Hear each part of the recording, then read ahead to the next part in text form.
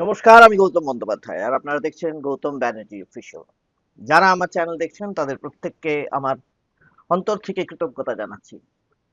এবং তারা যদি আমার এই চ্যানেল বিশেষ করে গৌতম ব্যানার্জি অফিসিয়ালকে একটু শেয়ার করেন তাহলে আমি খুব খুশি হব। কমেন্ট করবেন অবশ্যই। আর তলার ওই যে নোটিফিকেশন আইকনটা আছে ওইটাকে অন করে রাখবেন, তাহলে আপনাদের কাছে নোটিফিকেশন যাবে, না হলে কিন্তু যাবে না।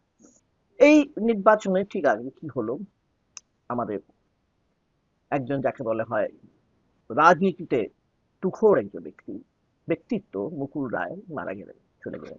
দীর্ঘদিন ভুগছিলেন, অসুস্থ ছিলেন, এবং তাই নিয়ে বিভিন্ন সোশ্যাল মিডিয়ায় বিভিন্ন ধরনের মন্তব্য এসেছে। কোথাও তার প্রতি সহানুভূতিশীল কেউ কেউ হয়েছেন, আবার বেশিরভাগ ক্ষেত্রে তার বিরুদ্ধে কুৎসিত মন্তব্য করা হয়েছে। যারা কুৎসিত মন্তব্য করেছেন দেখবেন তাদের মধ্যে আবার অনেকেই হয়তো ভারতীয় জনতা পার্টির সমর্থক, কেউ কেউ হবার তৃণমূলের সমর্থক, কেউ কেউ কংগ্রেসের সমর্থক। তারা ভুলে যান যে রাজনীতিকে মূল কাজটা হচ্ছে রাজনীতি করা। রাজনীতি করা মানে রাজনীতি একটা সমীকরণ আছে। বিশেষ করে এই জগৎ থেকে ওপেন মার্কেট হয়ে গিয়েছে, খোলা বাজার হয়ে গিয়েছে, এবং যাকে বলি কনজিউমার মার্কেট। এই যে কনজিউমার মার্কেটের সময় আমরা কি দেখছি, আমার যেটা ভালো লাগে, খুব ইচ্ছে করে সেটাই আমাকে কিনতে হবে। দেখবেন খুব ছোট থেকে বড় সবার মধ্যে এটা চলে। এবং যারা কর্পোরেটের মালিক বা বিশেষ করে যে সমস্ত সংস্থা এই সমস্ত জিনিস বিক্রি করে, তারাও তাই করে। তাদের কোন জিনিসটা বিক্রি হবে, এই যে লাভ লোকসানের অঙ্কটা এসেছে, এটা তো আগে ছিল না। এটা যারা বুঝতে পেরেছেন রাজনীতিকরা, তারা রাজনীতিটা সেইভাবে তৈরি করছেন এবং সেইভাবে করছেন, এবং সেটা নিয়েই কিন্তু আমাদের রাজনীতি চলছে। এটা কিন্তু ভুলে গেলে চলবে না।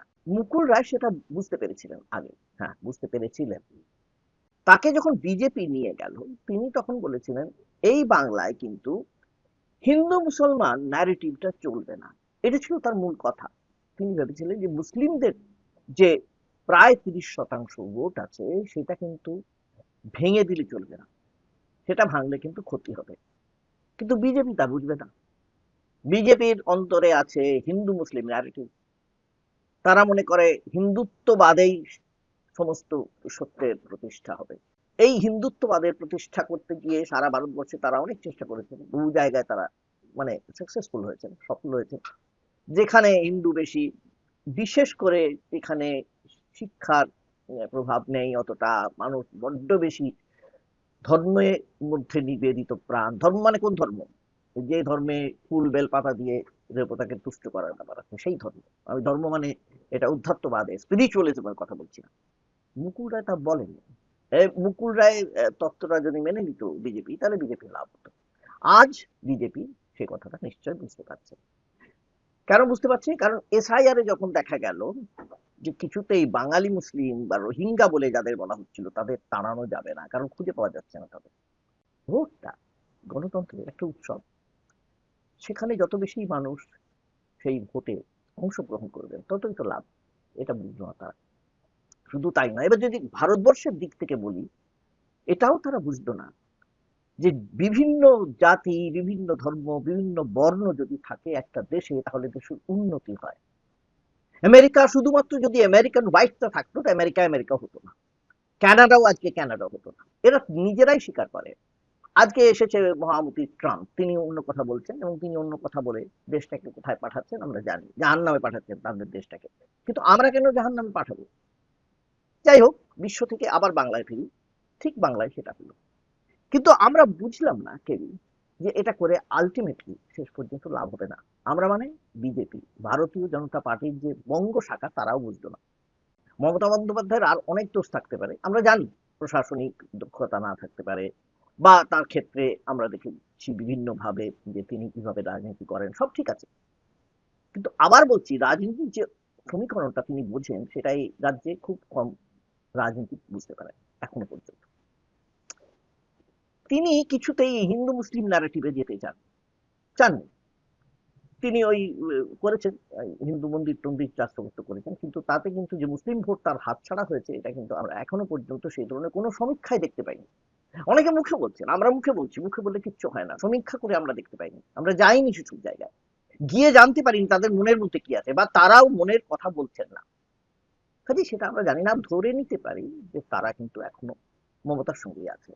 আমি এটা বলে দিচ্ছি স্পষ্টভাবে, এই বাংলায় হিন্দু মুসলিম ন্যারেটিভ করে দুটো সম্প্রদায়ের মধ্যে ঝগড়া বাঁধিয়ে, কলহ বাঁধিয়ে কখনো কোনো রাজনৈতিক দল জিততে পারবে না। যদি জেতে, কোনোভাবে জেতে, টিকতে পারবে না। এটা আমি বলে দিলাম, টিকতে পারবেই না, টেকা সম্ভব নয়। হ্যাঁ, তারা কি করতে পারে, তারা তখন হয়তো মুসলিম সমাজকে কাছে আনবার জন্য বহুবিধ রকমের প্রলোভন দেখাতে পারে, টাকা দিতে পারে, সাহায্য করবার কথা বলতে পারে, কিন্তু তাতেও কিন্তু আটকানো যাবে না। কারণ এখানে যে সমস্ত হিন্দু আছেন, হিন্দুদের একটা বিশাল অংশ যারা রয়েছেন এই বাংলায়, তারাও কিন্তু এই হিন্দু মুসলিম ন্যারেটিভটাকে মেনে নেন না। কারণ তাদের সঙ্গে, আমাদের সঙ্গে, বহু হিন্দুর সঙ্গে মুসলমানদের সম্পর্ক খুবই হৃদ্যতাপূর্ণ। তারা হিন্দু মুসলমান বলে দেখেন না, তারা বাঙালি বলে দেখেন। এই জায়গায় সমস্যাটা হয়ে গেল আরেকটা, এই বাঙালি অবাঙালি ইস্যু আমি আগে বলেছি। এবারে দেখুন হিন্দু মুসলিম ন্যারেটিভ হলে কি হয় শেষ পর্যন্ত। ধরে নেওয়া যাক যে এখানে হিন্দু যারা, তারা ঠিক করলেন যে তারাই এবারে এখানে হিন্দু কোনো মুখ্যমন্ত্রী তৈরি করবেন বলে বিজেপিকে ভোট দেবেন। সেখানেই কি শেষ হয়ে যাবে? শেষ হবে না। কারণ হিন্দু বলতে কাকে? শুভেন্দু অধিকারীকে কি অন্যরা মেনে নেবেন? শ্রমিক ভট্টাচার্য মেনে নেবেন? দিলীপ ঘোষ মেনে নেবেন? সবই তো হিন্দু। এবং তৃণমূল থেকে যারা যারা এসেছেন তারা যদি মাথায় চাপেন, তাহলে আদি বিজেপি যারা, তারা কি মেনে নেবেন? যারা আরএসএস, তারা মেনে নেবেন না। শেষ পর্যন্ত হয়তো ওই যোগী আদিত্যনাথের মতো কাউকে নিয়ে এসে মাথায় বসাতে হবে, আর দুপাশে দুজন শিখণ্ডী মানে উপমুখ্যমন্ত্রী রাখতে হবে। আচ্ছা, তাতে কি হবে? আমি এখানেই আসছি আমার দ্বিতীয় অধ্যায়, এটা খুব ইম্পর্টেন্ট, এই জিনিসটা বলতে আমি চাইছি যে কি হতে পারে। এবারে দেখুন উত্তরপ্রদেশের কথা। উত্তরপ্রদেশে তো তাই হয়েছে, হিন্দু রাজ্য তৈরি করবার জন্য তারা উঠে পড়ে লেগেছিলেন, সেখানে যোগী আদিত্যনাথকে বসিয়ে দিয়েছেন মুখ্যমন্ত্রীর আসনে প্রধানমন্ত্রী নরেন্দ্র দামোদর দাস মোদী। কি সাংঘাতিক কথা! তিনি কে? তিনি হচ্ছেন পীঠাধ্যক্ষ গোরখপুরের। তবে তিনি সাধু, তো তিনি তো সাধু, সর্বত্যাগী সাধু হওয়ার কথা। তিনি এখানে সর্বত্যাগ না করে এসে প্রশাসনের মাথায় বসে পড়ে এসি গাড়িতে চড়ে এসি বাড়িতে থেকে কি করে সর্বত্যাগী হন জানা নেই। কিন্তু তিনি প্রশাসক, মুখ্য প্রশাসক। এবারে কি শুরু হলো? ঠিক এটাই শুরু হওয়ার কথা ছিল। শঙ্করাচার্যকে নিয়ে যা শুরু হলো, শঙ্করাচার্য বনাম যোগী আদিত্যনাথ, যে লড়াইটা শুরু হয়েছে উত্তরপ্রদেশে, সেটা হয়েছে যদু বংশের লড়াই। আরে যদু বংশ নয়, মানে কিরকম ভাবে, এটা হচ্ছে সনাতনী পরিবারের লড়াই। পরিবারের এক সদস্য অন্যজনের উপরে নল খাগড়া তুলে প্রহারের খেলায় মেতেছেন। এই যে পবিত্র সনাতনী পরিবার ছারখার হয়ে যাচ্ছে, এটাই হবার কথা হয়। একেবারে আগমার্কা সাধু সন্তদের নিজেদের মধ্যে সর্বনাশের খেলা চলছে। খোদ যোগীজি বনাম শঙ্করাচার্যের লড়াই। শঙ্করাচার্য অভিমুক্তেশ্বরানন্দ মুখ খুলে যোগী আদিত্যনাথের নিন্দে করছেন, সমালোচনা করছেন, কড়া সমালোচনা করছেন, আবার যোগীজিও তাই করে যাচ্ছেন। বুঝুন এবারে কোন দিকে যাবে হিন্দুরা।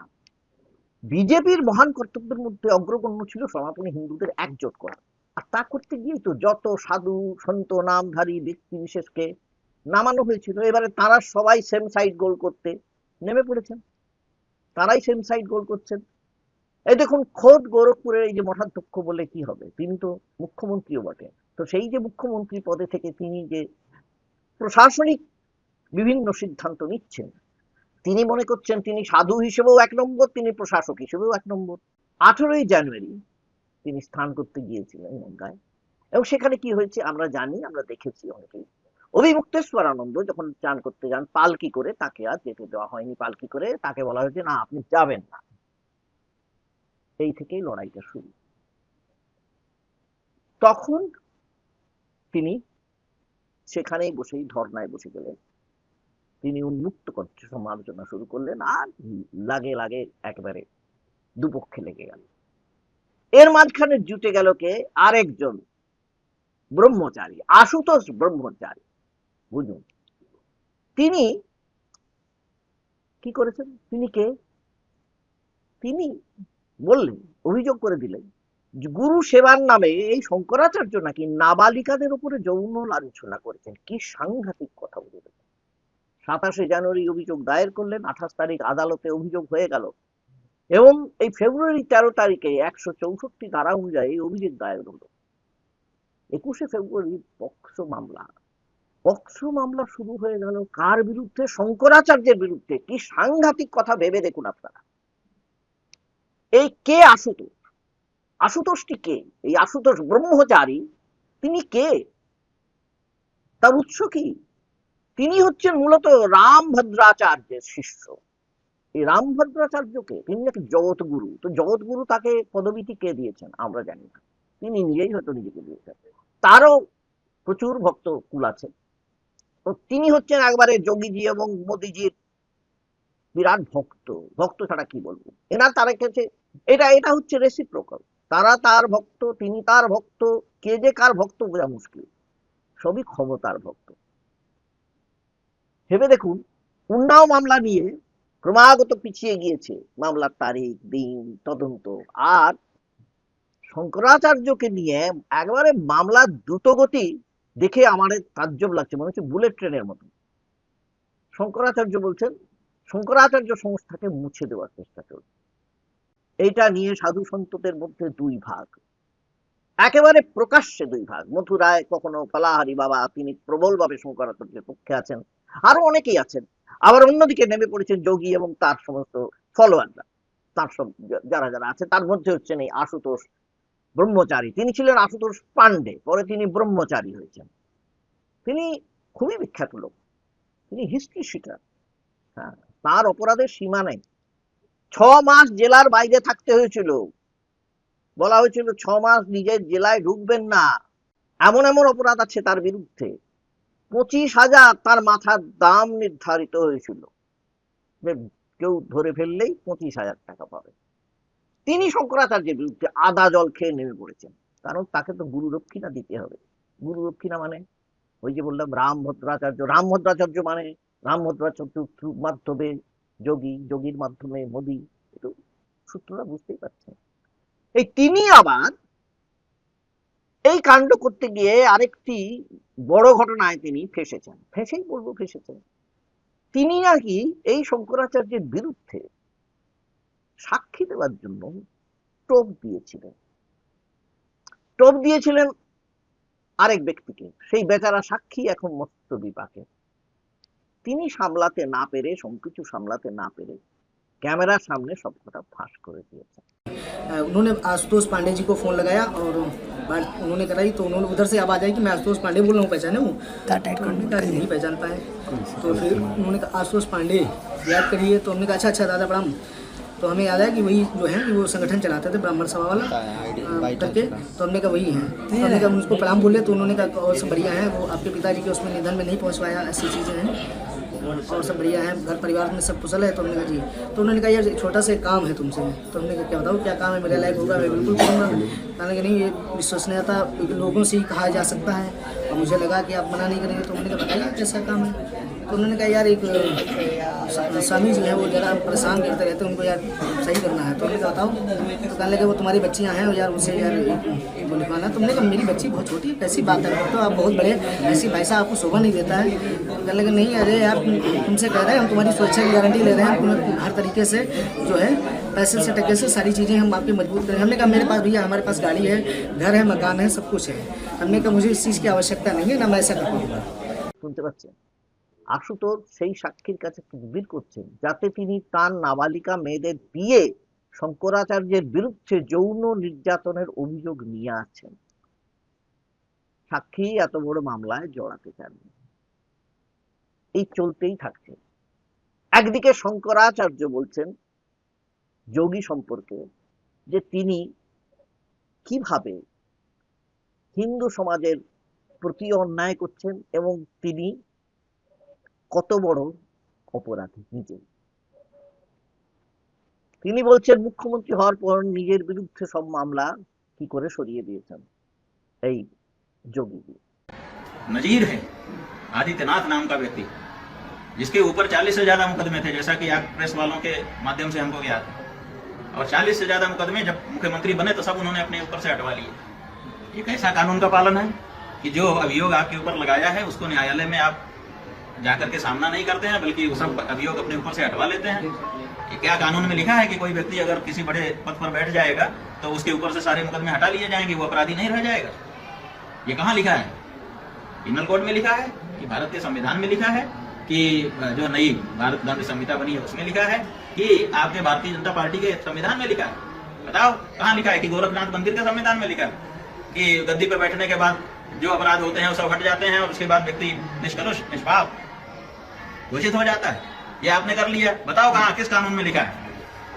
सदन में खड़े होकर के, उत्तर प्रदेश की विधानसभा में खड़े होकर के तुमने ये कहा है कि मैं कानून का पालन करने वाला हूं।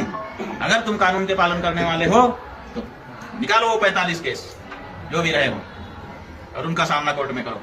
हम मान लेंगे कि तुम कानून का पालन करने वाले हो, लेकिन तुम कानून को अपने ढंग से तोड़ करके मरोड़ करके चलने वाले लोग, तुम सदन में खड़े होकर के ये हिम्मत करते हो बोलने की कि तुम कानून का पालन करने वाले हो? আবার অন্যদিকে রাম ভদ্রাচার্য বলছেন যে শঙ্করাচার্য তো শঙ্করাচার্যই নন। কেন নন শুনলে আপনারা তাজ্জব হবেন। मैं तो कह रहा हूँ शंकराचार्य ही नहीं तो क्या करें उसको? जो शंकराचार्य ही नहीं है, अब कुंडली बोलूंगा तो बहुत बुरा लग जाएगा। जो कश्मीर में 370 धारा को वापस लाने की बात कर रहा हो, जो उद्धव ठाकरे को मुख्यमंत्री बनने की बात कर रहा हो,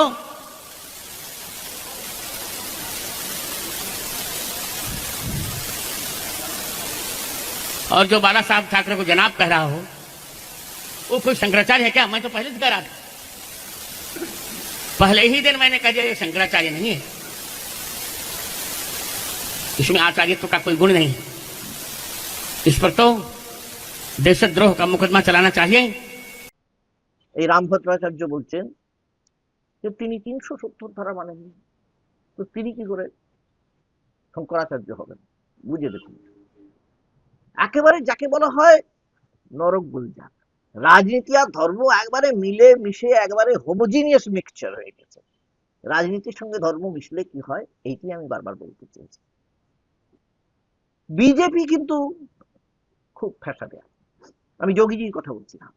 বিজেপির উপমুখ্যমন্ত্রী কেশব মৌর্য তখন কি করছেন, এই শঙ্করাচার্যের যে স্নান যাত্রা নিয়ে যেভাবে বিভিন্ন ব্রাহ্মণদের এই মাথার শিখা টেনে অপমান করা হয়েছে, তাই নিয়ে একটা বিশাল বিক্ষোভ শুরু হয়েছে ভেতরে ভেতরে হিন্দু সমাজের মধ্যে। সেখানে বটুক ব্রাহ্মণ যারা আছে, যারা বিয়ে করেননি কিন্তু ব্রহ্মচারী, তাদের উপরে এই অত্যাচার হয়েছিল। এই বটুক ব্রাহ্মণদের আবার নিয়ে গিয়ে আলাদা করে তাদের প্রতি শ্রদ্ধা নিবেদন করেছেন কেশব মৌর্য। কি কাণ্ড দেখুন। এই যে সমস্ত ঘটনা ঘটছে, তাহলে